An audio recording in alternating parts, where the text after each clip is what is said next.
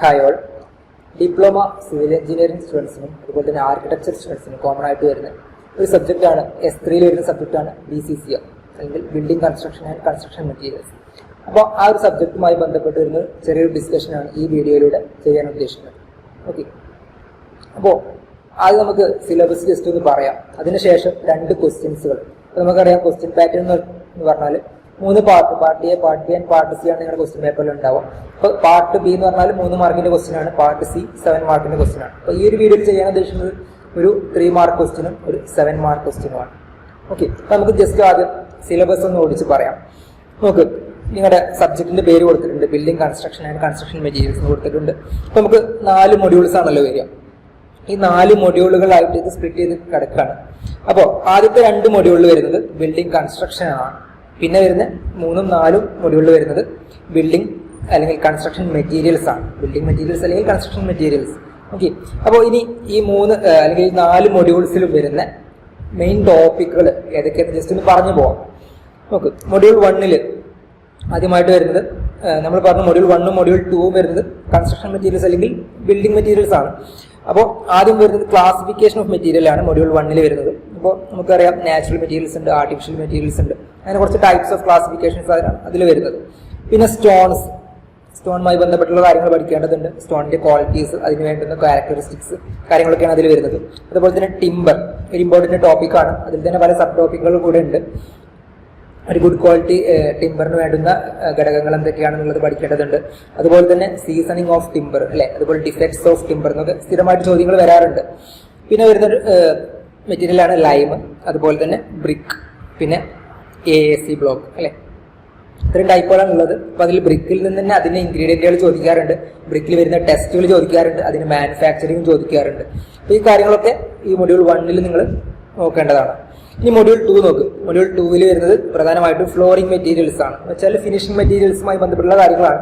അതിൽ വരുന്നതാണ് flooring material, tile, അതായത് സെറാമിക് ടൈപ്സ്, ആ ഒരു കാറ്റഗറിയിൽ വരുന്ന മെറ്റീരിയൽസ് ആണ് അതിൽ വരുന്നത്. പിന്നെ വരുന്നത് ഗുഡ് പ്രോഡക്റ്റുകൾ. ഗുഡ് പ്രോഡക്റ്റ് എന്ന് പറയുമ്പോൾ നമ്മുടെ പ്ലൈവുഡ്, MDF അത്തരം കാര്യങ്ങളൊക്കെയാണ് അതിൽ വരുന്നത്.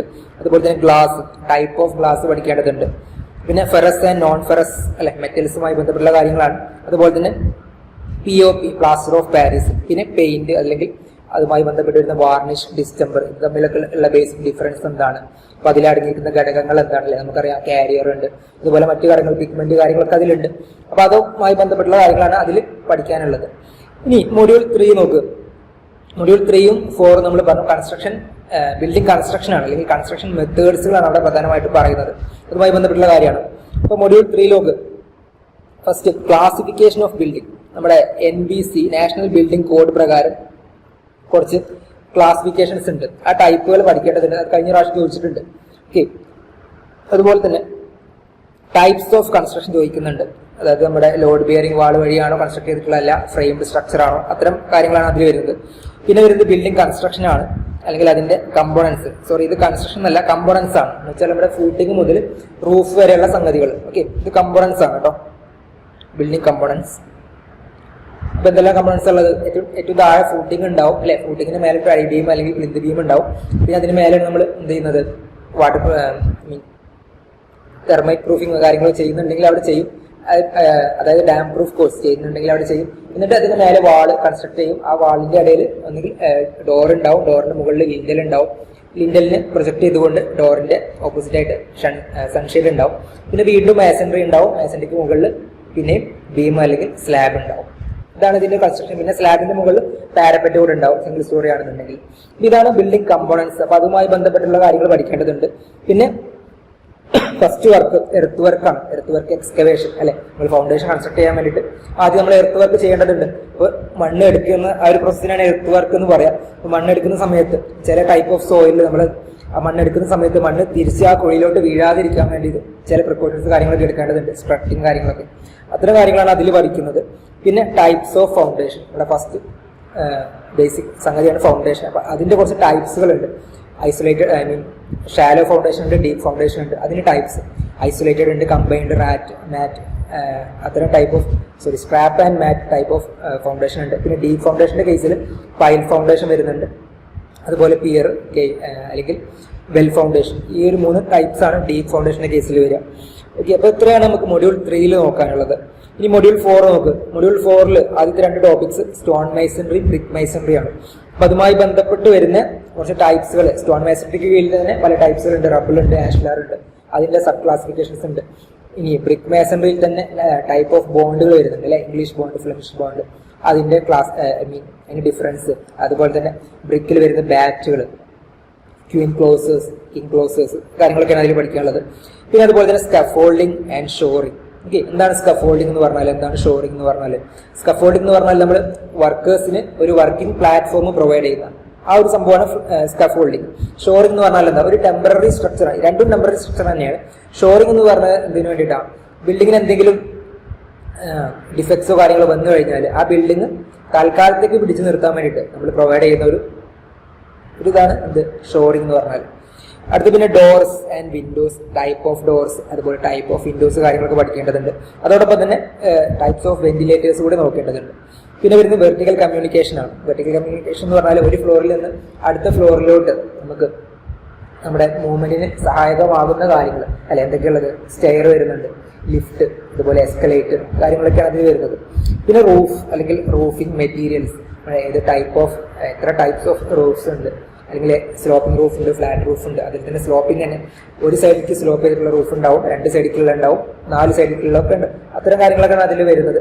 പിന്നെ റൂഫിംഗ് നമ്മൾ യൂസ് ചെയ്യുന്ന മെറ്റീരിയൽസുകൾ, അതുമായി ബന്ധപ്പെട്ടുള്ള കാര്യങ്ങൾ നോക്കേണ്ടത്. ഇത്രയാണ് നമുക്ക് ഈ ഒരു 4 മൊഡ്യൂളുകളിലും നോക്കാനുള്ള കാര്യങ്ങൾ. ഓക്കെ, അപ്പൊ നമ്മൾ ഈ സെഷനിൽ നേരത്തെ പറഞ്ഞ പോലെ 2 ക്വസ്റ്റ്യൻസ് മാത്രമേ പറയുന്നുള്ളൂ. അപ്പൊ നമുക്ക് ഫസ്റ്റ് ക്വസ്റ്റ്യൻ നോക്കാം. ഇതിന് എടുത്തിട്ടുള്ളത് നമ്മൾ മൊഡ്യൂൾ 4 ആണ് കേട്ടോ.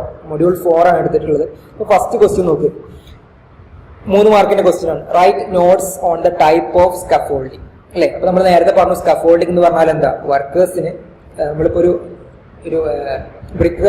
ബ്രിക്ക് വാൾ കൺസ്ട്രക്ട് ചെയ്യാണ്. അപ്പൊ നമ്മൾ ബ്രിക്ക് ഇങ്ങനെ വെച്ച് വന്നു കഴിഞ്ഞതിന് ശേഷം ഒരു പർട്ടിക്കുലർ ഹൈറ്റ് എത്തുന്ന സമയത്ത് പിന്നീട് ഒരു മുകളിലോട്ട് ആ ഒരു മേസണിന് വെക്കാൻ കഴിയാത്തൊരവസ്ഥയിലേക്ക് വരും. അപ്പൊ ആ സമയത്ത് എന്ത് ചെയ്യും, താഴെ ഒരു പ്ലാറ്റ്ഫോം ഇടും, ഒരു കുറച്ച് ഉയരത്തിൽ ഒരു പ്ലാറ്റ്ഫോം പ്രൊവൈഡ് ചെയ്തിട്ട് അതിന്റെ മുകളിൽ നിന്നിട്ടാണ് പിന്നെ ഈ ഒരു വർക്കർ പണിയെടുക്കുന്നത് അല്ലെ. അപ്പൊ അതിന് ആ നമ്മൾ എക്സ്ട്രാ പ്രൊവൈഡ് ചെയ്യുന്ന പ്ലാറ്റ്ഫോം ഫോർ വർക്കിംഗ്, അതിനാണ് നമ്മൾ എന്ത് പറയുന്നത്, സ്കഫോൾഡിംഗ് എന്ന് പറയുന്നത്. അപ്പൊ അതൊരു ടെമ്പററി സ്ട്രക്ചർ ആണ്.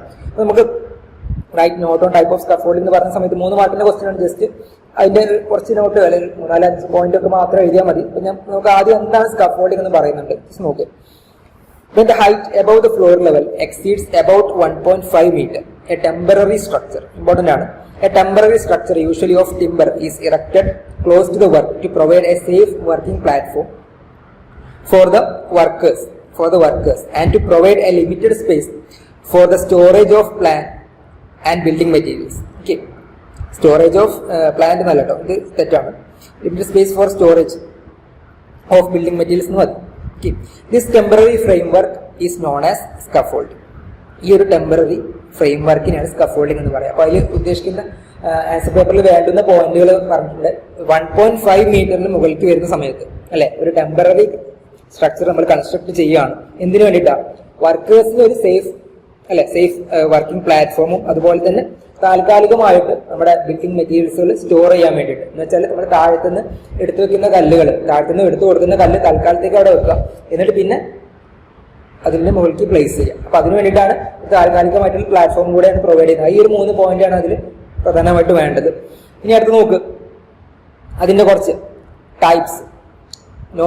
Types of scaffolding. ഓക്കെ, നമുക്ക് പ്രധാനമായിട്ട് ക്വസ്റ്റ്യൻ വന്നിട്ടുള്ള ടൈപ്പ് ഓഫ് സ്കഫോൾഡിംഗ് ആണ്. അപ്പൊ നമുക്ക് ടൈപ്പ് ഓഫ് സ്കഫോൾഡിംഗ് ഏതൊക്കെ വരുന്നത് നോക്കാം. ഞാൻ നേരത്തെ പറഞ്ഞ 3 മാർക്കിന്റെ ക്വസ്റ്റ്യൻ ആണ്. കഴിയുമെങ്കിൽ അതിന്റെ ജസ്റ്റ് ഒരു ഡെഫിനിഷൻ, സ്കഫോൾഡിംഗ് എന്താന്നുള്ള ഒരു ഡെഫിനിഷൻ എഴുതാം. എന്നിട്ട് ഒരു 3-4 ടൈപ്പ് സ്കഫോൾഡിംഗിന്റെ പേരുകൾ എഴുതാം. അതിൽ 1-2 ഒന്ന് വിവരിച്ച് എഴുതാം, 1-2 പോയിന്റ് എഴുതാം. അപ്പൊ നോക്ക്, ടൈപ്പ് ഓഫ് സ്കഫോൾഡിംഗിൽ ഇവിടെ കൊടുത്തിട്ടുള്ള മൊത്തം 7 ടൈപ്സുകൾ കൊടുത്തിട്ടുണ്ട്. ഏതൊക്കെയുള്ളത്? ഒന്ന് സിംഗിൾ സ്കഫോൾഡിംഗ്, അല്ലെങ്കിൽ അതിന് വിളിക്കുന്ന മറ്റൊരു പേരാണ് ബ്രിക്ക് ലെയർ സ്കഫോൾഡിംഗ്. പിന്നെ double scaffolding or mason scaffolding, അതുപോലെ cantilever or needle type, suspended അല്ലെങ്കിൽ ട്രസിൽ, പിന്നെ സ്റ്റീൽ ആൻഡ് പാറ്റന്റഡ്. അപ്പം 7 ടൈപ്പ് സ്കഫോൾഡിംഗ് ഇവിടെ കൊടുത്തിട്ടുണ്ട്. നിങ്ങൾ 3 മാർക്കിന് എഴുതുന്ന സമയത്ത് ഇത്രത്തോളം എഴുതേണ്ട ആവശ്യമില്ല, ജസ്റ്റ് ഒന്ന് പറഞ്ഞു തരാണ്. നോക്ക്, ഫസ്റ്റ് എന്താണ് സിംഗിൾ സ്കഫോൾഡിംഗ് അല്ലെങ്കിൽ ബ്രിക്ക് ലെയർ സ്കഫോൾഡിംഗ്, അതുമായി ബന്ധപ്പെട്ട് വരുന്ന പോയിന്റ് ആണ്. This is the most common type of scaffolding and is widely used in the construction of brickwork. The single scaffolding നമ്മൾ യൂസ് ചെയ്യുന്നത് ബ്രിക്ക് വർക്കിന് വേണ്ടിയിട്ടാണ്. അപ്പൊ അതുകൊണ്ട് തന്നെ അതിനെ വിളിക്കുന്ന മറ്റൊരു പേരാണ് brick layer scaffolding. It consists of a single row of standard placed at a distance of about 1.2 meter from the wall. The distance between the successive standards is about 2 to 2.5 meter. ഇത്രയും പോയിന്റുകൾ കൂടെ എഴുതുക. Okay, ഇതിൽ പ്രധാനമായിട്ട് വരുന്നത് it consist of single row of standard എന്ന് പറഞ്ഞിട്ടുണ്ട്. അപ്പൊ നിങ്ങൾക്ക് പ്രധാനമായിട്ട് സ്കഫോൾഡിങ്ങിന്റെ കുറച്ച് കമ്പണന്റ് പാർട്സ് അറിഞ്ഞിരിക്കണം. അപ്പൊ നോക്ക്, നമുക്ക് ഇവിടെ നമ്മൾ ബ്രിക്ക് വാൾ ഉണ്ടാക്കുന്നു കരുത്. അപ്പൊ ഇതിന് പാരലായിക്കൊണ്ട് ഇതിന്റെ പുറത്ത് നമ്മൾ നിർമ്മിക്കുന്ന ആ പ്ലാറ്റ്ഫോമിനെയാണ് നമ്മൾ എന്ത് പറയുന്നത്, സ്കഫോൾഡിംഗ് എന്ന് പറയാം. ഓക്കെ, അപ്പൊ ഈ ഒരു വെർട്ടിക്കൽ കമ്പോണന്റിനെയാണ് നമ്മൾ സ്റ്റാൻഡേർഡ് എന്ന് പറയാം. ഓക്കെ, അപ്പൊ സ്റ്റാൻഡേർഡ് ഇതാണ് ഇവിടെ പറഞ്ഞിട്ടുള്ള സ്റ്റാൻഡേർഡ്.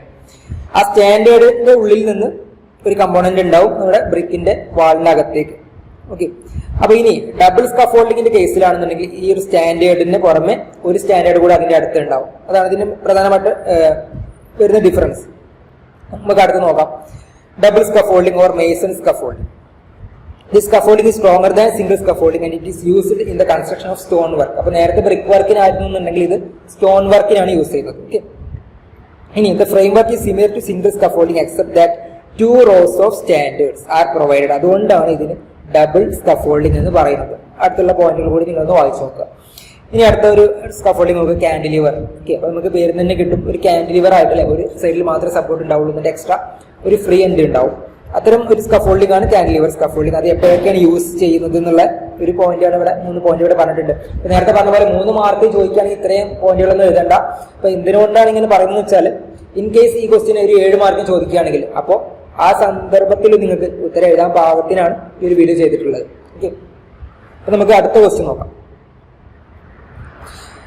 സ്റ്റെയറുമായി ബന്ധപ്പെട്ട് വരുന്ന ക്വസ്റ്റ്യൻ ആണ്. നമുക്ക് പറയാം, 4ാമത്തെ മൊഡ്യൂൾ നമ്മൾ നേരത്തെ പറഞ്ഞിട്ടുണ്ടായിരുന്നു വെർട്ടിക്കൽ കമ്മ്യൂണിക്കേഷൻ എന്ന് പറഞ്ഞൊരു ഭാഗമുണ്ട്. അതിൽ വരുന്ന സബ് ടോപ്പിക്കാണ് സ്റ്റെയർ, പിന്നെ ലിഫ്റ്റ്, അതുപോലെ എസ്കലേറ്റേഴ്സ്. അപ്പൊ അതിൽ സ്റ്റെയറുമായി ബന്ധപ്പെട്ട് വരുന്ന സ്ഥിരം കാണാറുള്ള ക്വസ്റ്റ്യൻ ആണ്. അതിന്റെ കമ്പണന്റ് പാർട്സ്, സ്റ്റെയറിന്റെ പാർട്സിൽ ചോദിക്കാറുണ്ട്, ടൈപ്സ് ഓഫ് സ്റ്റെയർ ചോദിക്കാറുണ്ട്. ഇപ്പൊ ഇവിടെ ചോദിച്ചിട്ടുള്ളത് സ്റ്റെയറിന്റെ പാർട്സുകളാണ്. ത്രെഡ് ചോദിച്ചിട്ടുണ്ട്, റൈസർ, അതുപോലെ rise, nosing, going, pitch, flight. Okay, ഇതൊക്കെ എന്താണെന്ന് ചോദിച്ചിട്ടുള്ളത്. നമുക്ക് ജസ്റ്റ് അതിന്റെ ഫിഗർ ജസ്റ്റ് ഒന്ന് നോക്കാം. നോക്ക്, നിങ്ങൾക്ക് ഫിഗർ കാണുന്നുണ്ടാവും, സ്ക്രീനിൽ കാണുന്നുണ്ടാവും.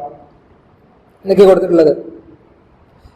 ഏറ്റവും താഴെ ഇല്ലേ, ഇവിടെ ഇങ്ങനെ ഒരു വെർട്ടിക്കൽ ഒരു പോസ്റ്റ് കൊടുത്തിട്ടുണ്ട്. അതിന്റെ പേര് ന്യൂവൽ പോസ്റ്റ് എന്നാണ്. അത് നമ്മൾ ക്വസ്റ്റ്യനിൽ ചോദിച്ചിട്ടില്ല. നമ്മൾ ചോദിച്ചിട്ടുള്ള ത്രെഡ് ചോദിച്ചിട്ടുണ്ട് അല്ലേ. ആ ത്രെഡ് എവിടെ കൊടുത്തിട്ടുള്ളത്? ഇവിടെ കൊടുത്തിട്ടുണ്ട് അല്ലേ. അപ്പൊ ത്രെഡ് എന്ന് പറഞ്ഞാൽ എന്താ? ഈ സ്റ്റെപ്പിന്റെ ഹൊറിസോണ്ടൽ പോർഷൻ ആണ് അല്ലെ. നമ്മൾ കാല് വെക്കുന്ന ഭാഗം ഇതാണ്. നമ്മൾ കാല് എന്നുണ്ടെങ്കിൽ നമ്മൾ ഈ കാല് വെക്കുന്ന ഈ ഭാഗം ഉണ്ടല്ലോ സ്റ്റെപ്പിന്റെ, ഈ പോർഷനെയാണ് നമ്മൾ എന്ത് പറയുന്നത്? ഈ ഹൊറിസോണ്ടൽ പോർഷൻ, അതിനാണ് ത്രെഡ് എന്ന് പറയാം.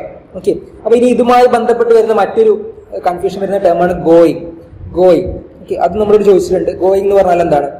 ഈ ഒരു കാല് വെക്കുന്ന ഭാഗത്തിന്റെ ഹൊറിസോണ്ടൽ ഡിസ്റ്റൻസ്, അതായത് ഈ ത്രെഡിന്റെ ഹൊറിസോണ്ടൽ ഡിസ്റ്റൻസിനാണ് നമ്മൾ ഗോയിങ് എന്ന് പറയാം.